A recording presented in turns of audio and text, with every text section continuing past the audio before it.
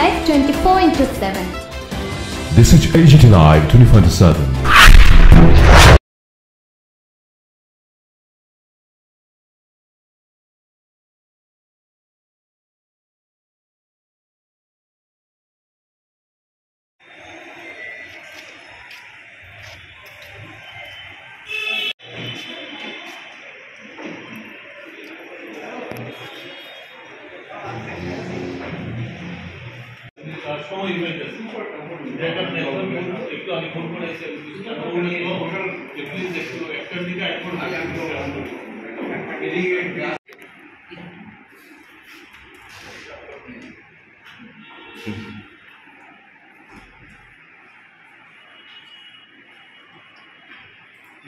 দাবিগুলো পেছনে আছে।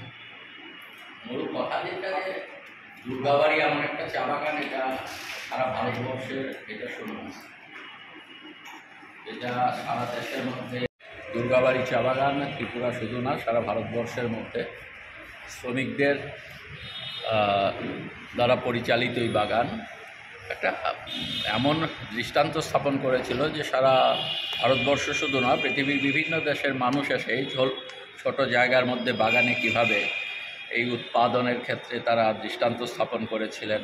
শ্রমিকদের মজুরি প্রদানের ক্ষেত্রে অন্য বাগানের চাইতে অনেক বেশি দিতেন। বোনাসের ক্ষেত্রে সবচেয়ে বেশি বোনাস প্রদান করতেন। বোনাসের বাইরেও বিভিন্ন সুযোগ সুবিধা, ঘর বাড়ি থেকে শুরু করে চিকিৎসার সমস্ত সুযোগ সুবিধাগুলো দেওয়া হতো। আজ থেকে 7 বছর 8 বছর আগ পর্যন্ত এটা ছিল।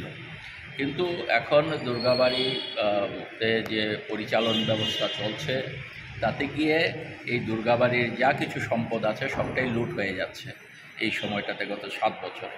এবং এই লুট হয়ে যাওয়ার ফলে যে দুর্গাবাড়িতে কোনো দিন সপ্তাহে একদিন শ্রমিকরা মজুরি পান, সেই মজুরি এই বর্তমান সময়ে এসে সপ্তাহের নির্দিষ্ট দিনে তারা মজুরি পাচ্ছেন না, অনেক দিন পর সেখানে মজুরি পাচ্ছেন। শ্রমিকদের ক্ষেত্রে একটা মারাত্মক অসুবিধা হয়ে যাচ্ছে তাদের চলার ক্ষেত্রে, পরিবার চালানোর ক্ষেত্রে। এই গত কয়েকদিন আগে তার জন্য শ্রমিকরা অনেক ভয়ভীতির মধ্যে থেকেও তারা বিক্ষোভ দেখাতে বাধ্য হয়েছেন, কারণ তাদের পেটে টান পড়েছে, তাদের খাবার নেই, ঘরে খাবার নেই। তার জন্য তারা বিক্ষোভ দেখিয়েছেন যাতে মজুরি দেওয়া হয়। মজুরি প্রদানের ক্ষেত্রে শ্রমিকদের আরেকটা সমস্যা হচ্ছে যে কিছু কিছু জায়গায় আগে আমরা দেখতাম শ্রমিকরা যে সিগনেচার দেন, আমরা সাধারণভাবে 10টা সিগনেচার দিলে পর 10টা সিগনেচার একরকম হয় না। এক জায়গায় বসে যদি 10টা সিগনেচারও আমরা দিই, সব 10টা একই রকম হয় না। শ্রমিকরা সবাই লেখাপড়া সেরকমভাবে জানেন না, তাদের সিগনেচার অনেক সময় মেলে না। ব্যাংক অনেক দূরে দূরে আছে। এই অল্প মজুরি আনার জন্য ব্যাংকে যদি প্রতি সপ্তাহে যেতে হয় দূরে, তাহলে সেখানে গাড়ি ভাড়া অনেক লাগে। তার জন্য আগে আমরা দেখতাম বামফ্রন্ট সরকারের সময় আমরা দেখেছি বিভিন্ন ব্যাংকের থেকে তারা যেতেন, টাকা পয়সা নিয়ে, মেশিনপত্র নিয়ে যেতেন, গিয়ে শ্রমিকদের ওখানে দিয়ে দিতেন। সিগনেচার যদি খানিকটা এদিক সেদিক হয়, ম্যানেজমেন্টের পক্ষ থেকে বলে দিত যে এই শ্রমিক এই অ্যাকাউন্ট হোল্ডার যিনি আছেন। তাহলে সেই রকম ব্যবস্থা এখন নেই। তো সেখানে সমস্যা হচ্ছে। আমরা বলেছি যে সেই ব্যবস্থাও যাতে এই শ্রম কমিশনারের পক্ষ থেকে গ্রহণ করা হয়, সেই কথা আমরা বলেছি। সেখানে আগে যে ঘর বানিয়ে দেওয়া হতো, সেই ঘরটর এখন দেওয়া হচ্ছে না। ঘর মেরামতের যে ব্যবস্থা ছিল, এই মেরামতির কাজ সেখানে করা হচ্ছে না।